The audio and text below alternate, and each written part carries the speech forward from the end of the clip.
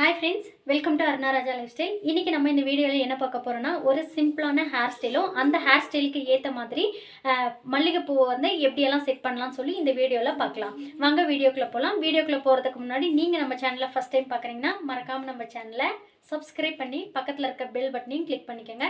அப்பதான் நான் போடுற வீடியோஸ் உங்களுக்கு உடனே நோட்டிஃபிகேஷன்ல வரும். இப்போ வாங்க வீடியோக்குள்ள போலாம்.